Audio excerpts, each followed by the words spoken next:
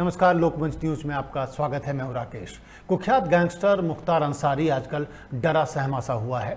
कहा जा रहा है कि जब से सुप्रीम कोर्ट ने मुख्तार को पंजाब की जेल से यूपी की जेल में शिफ्ट करने का आदेश दिया है, तब से मुख्तार अंसारी को डर लग रहा है। हालांकि मोहाली कोर्ट में बुधवार को पेशी के दौरान मुख्तार की एक और याचिका पर सुनवाई हुई और मुख्तार को 12 अप्रैल तक के लिए रोपड़ जेल में ही रखा जाएगा। 12 अप्रैल की सुनवाई के बाद मुख्तार को वापस उत्तर प्रदेश आना पड़ सकता है।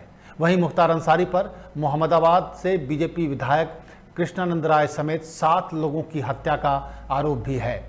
कृष्णानंद राय की हत्या के लिए घात लगाए अपराधियों ने AK-47 से करीब 500 राउंड फायरिंग की थी, जिसमें कृष्णानंद राय समेत 7 लोगों की जान चली गई थी। वहीं जांच में खुलासा हुआ कि इस हत्याकांड के तार मुख्तार अंसारी से जुड़े हैं, जिसके बाद कृष्णानंद राय हत्याकांड में मुख्तार का नाम जुड़ गया। कृष्णानंद राय की पत्नी अलका राय लगातार कांग्रेस और मुलायम सरकार पर मुख्तार अंसारी को बचाने का आरोप लगाती रही हैं, लेकिन मुख्तार को पंजाब से यूपी की जेल में शिफ्ट करने के सुप्रीम कोर्ट के फैसले से अलका राय खुश हैं। उन्हें लगता है कि मुख्तार के उत्तर प्रदेश आने के बाद वाकई न्याय होगा। और इस मुद्दे पर बात करने के लिए हमारे साथ खुद अलका राय जुड़ रही हैं और हम ये समझने की कोशिश करेंगे कि आखिर क्या है इसमें मुख्तार अंसारी के केस में, क्योंकि बीजेपी इसे कांग्रेस वर्सेस बीजेपी का बना रही है, लेकिन असल में मामला क्या है? क्या सचमुच में कांग्रेस बचाने की कोशिश कर रही है? क्या सचमुच में उत्तर प्रदेश आने के बाद ही न्याय होगा, या ये सिर्फ एक अदालती कार्रवाई है? अलका जी, आपका स्वागत है लोकमंच न्यूज में।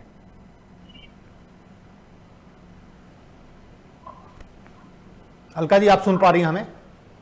जी। सुप्रीम कोर्ट के आदेश के बाद रास्ता खुल सा रहा है। मुख्तार अंसारी को उत्तर प्रदेश लाने की कवायद तेज हो गई है। 12 तारीख के बाद संभव है कि शायद मुख्तार अंसारी को उत्तर प्रदेश लाया जाएगा। ये कितनी बड़ी आपको लगता है राहत की बात होगी आपके लिए? उसमें सुप्रीम कोर्ट का आदेश है, उनको उत्तर प्रदेश आना ही पड़ेगा जी। यही बात मुझे न्यूज के माध्यम से देखे हैं कि इसी एम्बुलेंस यहाँ पहुंची है पंजाब में। ये हो रहा है कि पता नहीं कैसे उत्तर प्रदेश से एम्बुलेंस पंजाब पहुंची है। इसमें मैं मांगती हूँ अपने प्रमुख सचिव से कि इसकी जांच होनी चाहिए। कैसे उत्तर प्रदेश से एम्बुलेंस पहुंची है पंजाब? वहाँ पर कांग्रेस की सरकार है, पूरा इनका साथ और सहयोग दे रही है, इसे बचाने की कोशिश कर रही है। ये अपना जेल खेलना शुरू कर दिए, कोई न कोई बहाना बना करके उत्तर प्रदेश आना नहीं चाह रहे हैं, लेकिन इनको किसी न किसी तरह इनको उत्तर प्रदेश आना पड़ेगा, क्योंकि सारी केस मुकदमे उत्तर प्रदेश के हैं। जितना ये हत्या उत्तर प्रदेश में किए हैं, हत्या पर हत्या करते गए हैं, अपने को बचाते गए हैं, बड़ी होते गए हैं, लेकिन कुछ ऐसे केस मुकदमे हैं जिसमें बड़ी नहीं है। जो कोर्ट कानून का जो व्यवस्था है, इसमें हमको लगता है कि इनको हम लोग जितने व्यक्ति हैं उनको न्याय मिलना ही वाला है जी। और न्याय मिलेगा। न्याय के इंतजार में लोग बैठे हुए हैं कि उत्तर प्रदेश आए, हम लोग को न्याय मिलेगा। जी। अलका जी, आपके स्वर्गीय पति की अगर हम बात करें, कृष्णानंद राय की हत्या में मुख्तार अंसारी का नाम है। मुख्तार अंसारी के भाई अफजाल अंसारी का कहना है कि जिस वक्त कृष्णानंद राय पर हमला हुआ उस वक्त मुख्तार अंसारी जेल में थे, ऑलरेडी वो जेल में थे। जेल में रहते हुए उस पर हत्या का आरोप ये निराधार है और ये गलत तरीके से उनका नाम फंसाया जा रहा है। इस पर आप क्या कहना चाहेंगे? जेल में थे, पूरा साजिश उनको जेल में बैठ करके साजिश बैठ करके हत्या कराए हैं। इसलिए मुख्तार अंसारी का पूरा हाथ है। इसमें जो सरकार रही है, सपा की सरकार रही है, मुलायम सिंह की सरकार रही है, इसमें पूरा संरक्षण इनको मिला है। इस समय प्रशासन भी, विधायक जी कई बार मुलायम सिंह को पत्र भी लिखते थे कि हम लोग की सुरक्षा की आवश्यकता है, सुरक्षा नहीं दी गई इस समय, और हत्या कराने में पूरा मुख्तार का पूरा हाथ है। नहीं तो जो आरोप बीजेपी की तरफ से लगाए जा रहे हैं कि कांग्रेस की सरकार मुख्तार अंसारी को संरक्षण दे रही है, पंजाब के जेल में रखकर उसे उत्तर प्रदेश आने नहीं दे रही है, क्या वाकई में आपको लगता है कि इसमें कांग्रेस की सरकार बचा रही है मुख्तार अंसारी को? जी, इसमें ये पता चल रहा है कि जिसमें लखनऊ आए थे वहां के जेल मंत्री, जो कांग्रेस के हैं जेल जी। मंत्री पंजाब में, वो किससे किससे आए हैं बिना प्रोटोकॉल का, लखनऊ आए और परिवार के लोगों से मिले हैं और मिल करके जो भी चर्चा हो, जो भी वार्ता हुआ हो, होटल में 2 दिन रुके भी हैं, उनके घर भी गए हैं। ये सब चीजों को देख करके लगता है कि नहीं, कहीं न कहीं पंजाब सरकार पूरा बचाने में लगी हुई है। ये मामला कोर्ट के माध्यम से नहीं हुआ होता, उसको वहाँ की जो कांग्रेस की सरकार है वो तुरंत भेजने की काम की थी हमारे कहने पर। मैं प्रियंका वाड्रा जी को 2-3 बार पत्र लिखी थी, उसका जवाब वो तो नहीं दे पाई, लेकिन उन सब बातों से मुझे लगता है कि इसमें पूरा सहयोग है कांग्रेस सरकार, वहाँ की सरकार पूरा मदद कर रही है पंजाब की। क्या आपको लग रहा है कि जब उनको उत्तर प्रदेश लाया जाएगा मुख्तार अंसारी को और यहाँ पर ट्रायल शुरू होगा, तो क्या आपको लग रहा है कि पुख्ता सबूत हैं पुलिस के पास और इस सजा तक पहुंचाया जा सकेगा? जी, जब उत्तर प्रदेश में सारी मुकदमे केस है, तो उत्तर प्रदेश में जो कोर्ट न्यायालय में जो मामला चल रहा है उसका लोगों को कैसे न्याय मिल सकता है? नहीं नहीं, अलका जी, मैंने ये जानना चाहा कि जैसे अफजाल अंसारी का कहना है कि ये फर्जी मुकदमे हैं, पुलिस के पास पुख्ता सबूत नहीं है और वो ट्रायल में छूट जाएंगे, ऐसा अफजाल अंसारी का दावा है। मैं ये जानना चाह रहा था कि आपको पूरा यकीन है कि पुलिस के पास पुख्ता जानकारी और सबूत हैं और मुख्तार अंसारी को सजा तक पहुंचाया जा सकता है?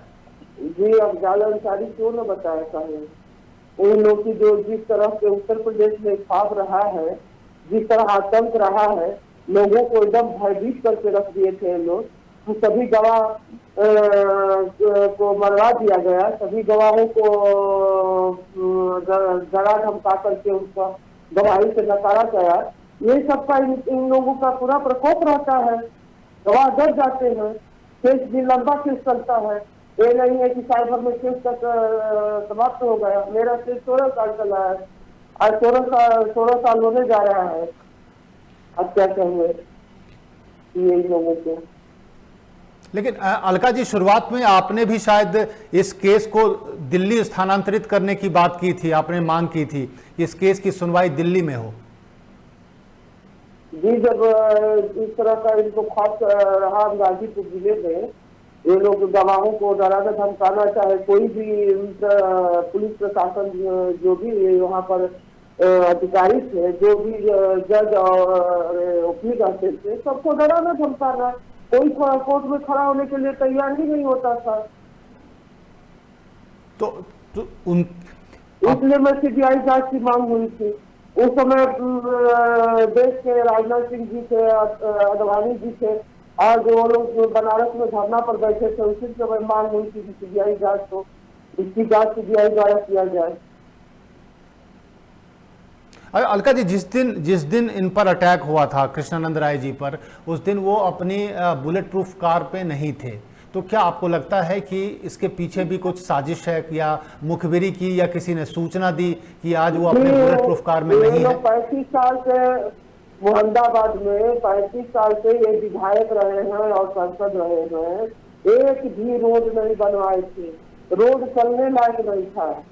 जो हमारा गांव है, गोरौल गांव है, वो गांव से बसनिया जाने के लिए, नारायणपुर जाने के लिए वो रोड एकदम बेकार थी। दोनों तरफ से पेड़ इतना लगा हुआ था घना, कि उसमें कुछ भी हो सकता था दुर्घटना जी। लेकिन ये बुलेट प्रूफ गाड़ी लेकर नहीं जा पाए। तो गाड़ी जाएगी तो कहीं रोड खराब है, इतना गड्ढा है, इतना गाड़ी जा नहीं पाएगी, इसीलिए बुलेट प्रूफ गाड़ी लेकर वो नहीं गए। हमारे गांव से बसनिया गांव हमको लगता है 100 किलोमीटर होगा, इससे अधिक नहीं होगा। अपने सोचे कि पास ही में है और मैच का उद्घाटन करना है, मैं करके चलना होगा तुरंत। अलका जी, इस पूरे मामले में आप भी यही मान रही हैं कि जिस दिन कृष्णानंद जी की हत्या हुई उस दिन वो जेल में थे, तो साजिश मुख्तार अंसारी ने की है और साजिश के तार मुख्तार अंसारी से जुड़ते हैं, तो साजिश को लेकर सजा हो जाएगी, ये आपको पक्का यकीन है? जी, साजिश की तरह भी सजा होनी चाहिए। बिना साजिश के तरह घटना तो हुई नहीं है। उनका पूरा हाथ है, इसमें दो राय है नहीं। उनका जिस तरह का मोहम्मदाबाद कहिए, पूरा जिला में कहिए, चाहे उत्तर प्रदेश में कहिए, जिस तरह ये अपना नरसंहार किए हैं। आप मऊ वाला घटना देखे होंगे, मऊ में जो दंगा कराए थे, जिसकी पर चल करके जिस तरह गोली चला रहे थे, उसमें यादव भाइयों का हत्या किए थे। ये सब सामने देखने वाला चीज है। पंजाब जेल में शिफ्ट करने के बाद केवल मैं ही एक नहीं हूँ कि मेरे ही साथ ऐसी घटना हुई है जी। हम उन विधायक जी के साथ 60 लोग मरे थे। 60 से पहले हम जिस समय विधायक जी 2002 में विधायक बने जी, 2 में बने थे जी, 2 में 3 में जब बने थे विधायक, उसके बाद ये न जीतने के बाद ये नरसंहार का काम शुरू कर दिया। उन्होंने सोचा कि 35 साल से मेरा चला रहा था, आज हमारी राजगद्दी छिड़ी जा रही है, उसके बावजूद उसने अपना ये काम शुरू कर दिया। मतलब जो हमला हुआ वो राजनीतिक रंजिश आप मान सकते हैं कि उनकी सीट को उन्होंने इसको कृष्णानंद राय ने हराया, उसका बदला लिया उसने, ऐसा आप मान सकती हैं जी। और कोई दुश्मनी थी? कोई दुश्मनी नहीं थी। आपको लग रहा है कि 12 तारीख को रोपड़ जेल से मुख्तार अंसारी को उत्तर प्रदेश की जेल में शिफ्ट किया जा सकता है? आपको पूरी उम्मीद है अभी? जी, सुप्रीम कोर्ट का आदेश है, उनको उत्तर प्रदेश आना पड़ेगा। और सारी केस मुकदमा उत्तर प्रदेश में, तो उत्तर प्रदेश में जनता को न्याय मिलना चाहिए। और आपको कितना यकीन है कानून व्यवस्था पर? क्या लग रहा है, क्या न्याय होना है इसमें, जिस मामले के लिए उसको लाया जा रहा है ट्रायल के लिए?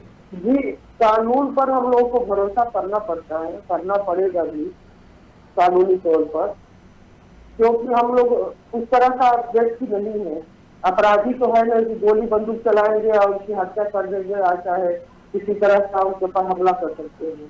लेकिन हम लोग कानूनी तौर पर तो लड़ सकते हैं ना, अपनी बात तो कह सकते हैं ना। समाजवादी पार्टी का कितना समर्थन था मुख्तार अंसारी को जिस समय कृष्णानंद राय जी की हत्या हुई? उस वक्त क्या माहौल था? सरकार थी, मुलायम सिंह मुख्यमंत्री थे जी प्रदेश में। और क्या मुख्तार अंसारी को पूरी तरह से समाजवादी पार्टी का संरक्षण मिला हुआ था? जी। वो डिप्टी एसपी शैलेंद्र सिंह ने भी कहा है कि जब एलएमजी वाले मामले में कार्रवाई की थी मुख्तार अंसारी पर तो समाजवादी पार्टी का दबाव था। क्या इस बात को आप सच मानती हैं? जी, उस समय वो भी एक चर्चा का विषय बना था, उस समय इस घटना को दबा दिया गया।